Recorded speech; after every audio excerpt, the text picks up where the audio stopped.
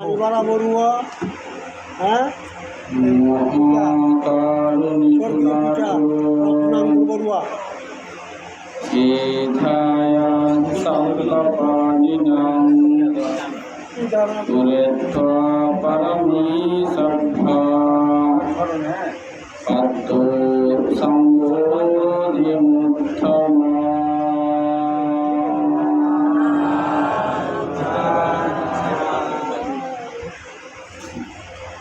আজকে এই মহত্বপূর্ণ আনন্দের অনুষ্ঠান।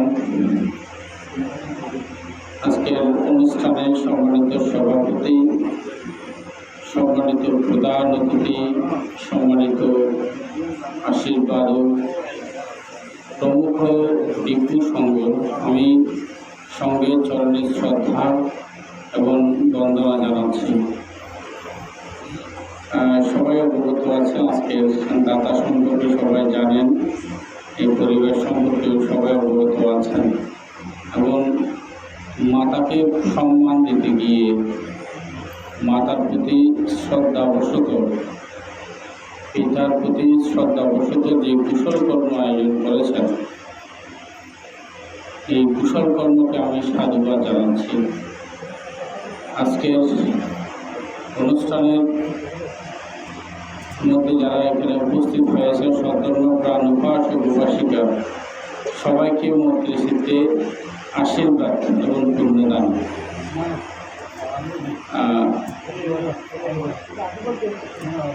আজকে অনুষ্ঠানের মধ্যে শুভশ্রী ভিক্ষু অত্যন্ত সুন্দর একটু গুছালোভাবে আলোচনা করেছেন। আমি একটু অন্যদিকে যাচ্ছি। যে আসার সময় দেখলাম সকাল 5টা, দুটি মহিলা একটা পুরুষ, একদম ঠিক আমি তো 5টায় ঘুম থেকে উঠলাম, উঠেই শহরে যাচ্ছি। রাস্তায় বসে বসে মানুষের নামে যে একটা সমালোচনা, খারাপ একটা ওনাদের একটা আলোচনার মধ্যে শুনলাম না, অর্থাৎ যে একটা নিন্দা, শুধু সমালোচনা। আসলে এটা শুনে কিছুক্ষণ আমি পথভঙ্গ হয়ে গেছি। সকালে উঠেই শোনার কথা বুদ্ধের, সকালে উঠেই শোনার কথা ধর্মের, সকালে সঙ্গের কথা বা কোনো এক মাঙ্গলিক অনুষ্ঠানের কথা, সেখানে রাস্তার মধ্যে বাড়ির মধ্যে বসেই একদম শুভ সকালের মধ্যে, অর্থাৎ যেটাকে আমরা ভীষণ বাক্য বলি বুদ্ধের ভাষায়, সেই কানপুরসানিকতা বা অন্যের নামে সমালোচনা করা আসলে খুব একটি খারাপ লাগে। এই কথা শুনে আমি নিজেকে একটু চিন্তা করলাম, আসলেই তো বুদ্ধ তো বলেছেন পৃথিবীর মধ্যে সবচেয়ে বড় গুণটি হচ্ছে কি বলেন তো? বড় গুণ কি? বাক্যে না সাংবার সাধু। এর বাংলা কি জানেন? যে যত বেশি কথা কম বলবে তার তত বেশি পাপ হবে, কম হবে। যে যত বেশি কথা কম বলে সেই তত বেশি জ্ঞানী মানুষ। যে যত বেশি কথা বেশি বলে তার তত বেশি কি হয়? পাপ বেশি হয়। বিনা কারণে বাক্য ভাষণ করা, যত্রতত্র বাক্য ভাষণ করা, যেখানে সেখানে কথা বলা, এটাকে এক কথায় বাংলার মধ্যে প্রবাদ আছে, বাঁচান। যেখানে সেখানে কথা বলাও কি নয়, উচিত নয়। অমূল্য সম্পদ কাকে বলে জানেন? বুদ্ধ সময়কালীন একটি উপাসক, উনি এমনভাবে চিন্তায় মগ্ন ছিলেন, উনি চিন্তা করলেন আমার মতো গরিব মনে হয় পৃথিবীর মধ্যে আর কেউ নেই, আমি একমাত্র সর্বশ্রেষ্ঠ গরিব। তখন বুদ্ধের কাছে গেলেন, বুদ্ধ আছেন, বুদ্ধকে আমি জিজ্ঞেস করব আমি গরিব কেন, একথা জিজ্ঞেস করব। আচ্ছা গেলেন, বুদ্ধ তো ধ্যানে ছিলেন, ধ্যানে বসলেন, ধ্যান থেকে কখন বুদ্ধ উঠে তখনই আমি জিজ্ঞেস করব। এখন বুদ্ধ ধ্যান থেকে উঠলেন, উঠার সাথে সাথে বুদ্ধকে হাত জোর করে বন্দনা করে বুদ্ধকে বললেন, মহাকারণিক কথাগত বুদ্ধ, আমার মতো গরিব পৃথিবীর মধ্যে আর নাই, আমি এত গরিব কেন? বুদ্ধ এক কথায় বলেছেন, তুমি দান করো না বিদায় তুমি গরিব। আমার তো দেওয়ার কিছু নাই, দান করার কিছু নাই, আমি তো গরিব, আমি কি দান করব? অর্থাৎ মানুষের যা আছে তোমার ঠাই আছে, অর্থাৎ মানুষের যা আছে মানে আমার ঠাই আছে, এটা আবার কীরকম? অর্থাৎ তোমার সব কিছু আছে দেওয়ার, তুমি দান করো না, মানে কি আছে? আপনি একটু সুন্দরভাবে বলুন। তখনই বলেছেন, তোমার মানুষের চোখ আছে, তোমারও চোখ আছে, চোখ দিয়ে তুমি ভালো কিছু দেখো না, সবগুলো কি খারাপ, খারাপগুলো সবসময় দেখো। এরকম গ্রামের মধ্যে কিছু মানুষ আছে না, উনি ভালোগুলো দেখে না, হ্যাঁ, মানুষে কি করে এটা নিয়ে উনি ব্যস্ত।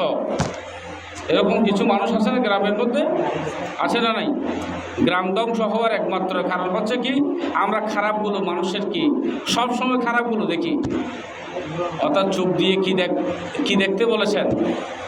তুমি ভালো কিছু কি তুমি দেখো, দেখবে তুমি ভালো কিছু দানও করতে পারবে। চাক্ষুনা সাংবর সাধু, এটা খালি হচ্ছে কি চাক্ষুনা সাংবর সাধু, তোমার যোগ্যতা হবে ভালো, ঠিক আছে? তুমি বাক্যে না সাংবর সাধু, অর্থাৎ তুমি কি, অর্থাৎ তোমার মানুষের যা আছে তোমার তাই আছে, অর্থাৎ তোমার কি আছে? সুন্দর একটা বাক্য আছে।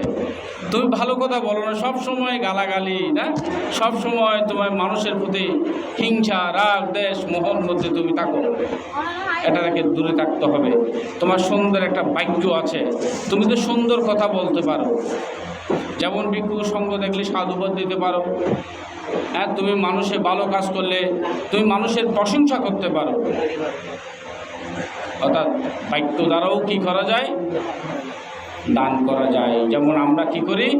সাব্বা দানাং দাম্মা দানাং জিনাথি, সকল দানের চেয়ে ধর্মদান হচ্ছে শ্রেষ্ঠ। ধর্মদান কি দিয়ে করি আমরা?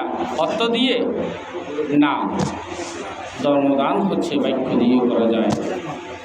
খাইয়ে না সাংবর সাধু, তোমার খাইও সুন্দর করো, হয়তো তোমার একটা সুন্দর একটা দেহ আছে, মানুষের যা আছে তোমারও তাই আছে। তোমরা বিহারে গিয়ে মন্দির পর্য পরিষ্কার করো, বিহারে গিয়ে টাকা লাগবে না, ঠিক আছে? তুমি বিহারে গিয়ে কে সঙ্গদান করলো, মানুষের তুমি উপকার করতে পারো, হ্যাঁ, একটা মরাকে কাঁধে নিতে পারো, অত সমস্ত কিছু পুণ্য কাজ তুমি এই দেহ দ্বারা করা যায়। তুমি এগুলো করো, অতএব আরও এক মানুষের যা আছে তোমার তাই আছে, কি আছে? অর্থাৎ তোমার সুন্দর একটি মন আছে, তুমি মন দ্বারা প্রতিদিন ভাব কাজ করো। কে কী করেছে সেটা মন দ্বারা রাগচিত্ত তোমার সবসময় ভাব হয়, তুমি রাগকে দমন করো, তুমি মনকে কন্ট্রোল রাখো, তোমার দেখবে অটোমেটিক দান হারামি আস্তে আস্তে বৃদ্ধি হচ্ছে। তো আমরা এগুলো করি না, ঠিক আছে? আমরা গ্রামের মধ্যে কী করি? সবসময় ওই খাইও দ্বারা মানুষকে কী করি? মারামারি, ঝগড়া, বিবাদ, এবং আমরা মন দ্বারা মানুষকে কী করি? আঘাত করি, হ্যাঁ, সবসময় রাগচিত্ত ভাব। চোখ দ্বারা আমরা খারাপ কিছু, আমরা সবসময় খারাপগুলো দেখি, ভালো কিছু দেখি না, ঠিক আছে? বাক্য দ্বারা আমরা কী করি? অর্থাৎ মানুষকে প্রহার করি, ঠিক আছে? এগুলো আমরা করে থাকি, অর্থাৎ এগুলো করা যাবে না। অর্থাৎ পৃথিবীর মধ্যে শিল কটা? বুদ্ধ শিল, তিনটা শিলকে সবসময় গুরুত্ব দিয়েছেন। বুদ্ধ প্রথমত 227 শিলের কথা বলা হচ্ছে, লম্বা একটা শিল, মুখস্থ নাই। 10 শিলের কথা বলা হচ্ছে, লম্বা একটা শিল, তাও আমাদের কি নাই, ধারণ হয় না।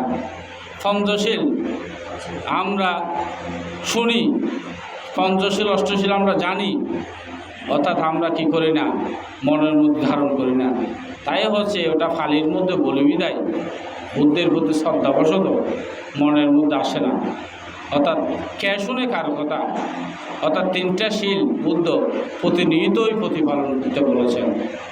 পঞ্চশীল লাগবে না, 10 শীলও লাগবে না। 3টে শীল কী কী জানেন, শুনেছেন? অর্থাৎ মন দ্বারা কোনো পাপ কাজ করব না। কি মনের দ্বারা পাপ কাজ করব না। বাক্য দ্বারা কোনো মানুষকে কী করব না, মানুষের ক্ষতি করব না। খাইও মানে শরীর দ্বারা মানুষের কি করব না, পাপ কাজ করব না।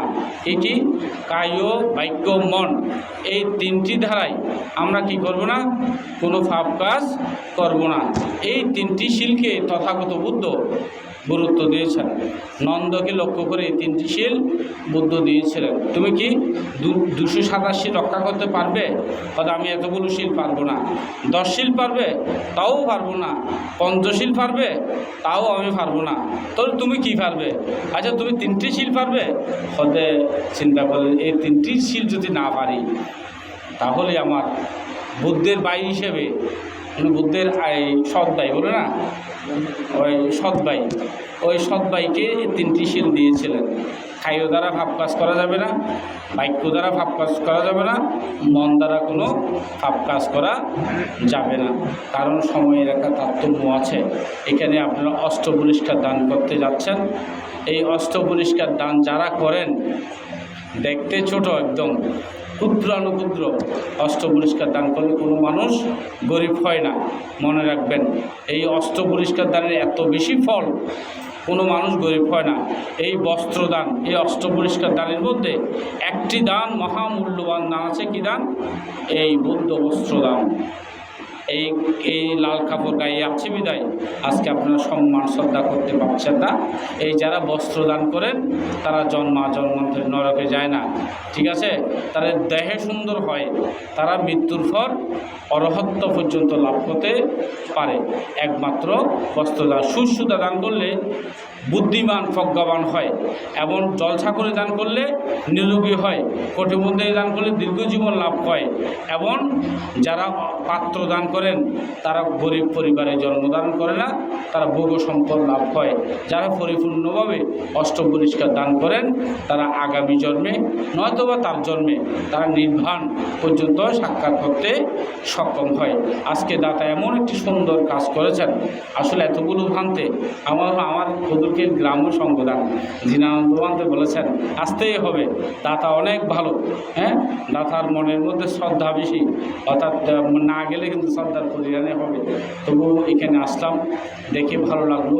এতগুলো ভান্তে দর্শন করতে পেরে নিজেকে গর্বিত মনে করলাম। আজকে প্রজ্ঞাসার ভান্তে আছেন, সুমানন্দ মহাদেবও আছেন। এখানে অত্যন্ত সুনামধন্য একটা গ্রাম, এটা পুরুলডাঙ্গা। এই গ্রামের মধ্যে অনেক বড় বড় ভান্তে অবস্থান করেছিলেন এক সময়। অনেক পণ্ডিত কাব্য ভিক্ষু সংঘ এক সময় কিন্তু অবস্থান করেছেন। কালক্রমে আস্তে আস্তে বিলুপ্ত হচ্ছে। এই বিলুপ্ত হতে দেওয়া যাবে না, অর্থাৎ সবাই সচেতন হবেন। এখান থেকে অ্যাডভোকেট, এখান থেকে বড় বড় শিক্ষিত মানুষরা এই গ্রাম থেকে উৎপন্ন হচ্ছে এবং হয়েছেন, এবং এই গ্রামেই ঢাকা শহরে বিভিন্ন জায়গায় এই গ্রামের মানুষগুলো নেতৃত্ব দিচ্ছেন। এটা ধরে রাখার চেষ্টা করবেন। বর্তমান তথ্য প্রযুক্ত যুগ, ইন্টারনেট ও মোবাইলের অবাধ ব্যবহারের ফলে কোমলমতি শিশুরা লেখাপড়ার চাইতে মোবাইল গেম, ইন্টারনেট নিয়ে সারাক্ষণ ব্যস্ত থাকে। তা থেকে দূরে আসতে হবে, আমাদের সচেতন হতে হবে, অভিভাবক মহলকে এগিয়ে আসতে হবে। নচেত আমরা অন্ধকার থেকে অন্ধকারে চলে যাব। ধর্ম শিক্ষা এবং নৈতিক শিক্ষা, পারিবারিক শিক্ষা একান্ত প্রয়োজন এখন বর্তমান। সবাই সুস্থ থাকবেন, সবাই ভালো থাকবেন। আবারও এই পরিবারের মঙ্গল সুখ কামনা করে আমার সংক্ষিপ্ত আশীর্বাদ এখানে উপসংহার করলাম। জগতের সকল প্রাণী সুখী হোক।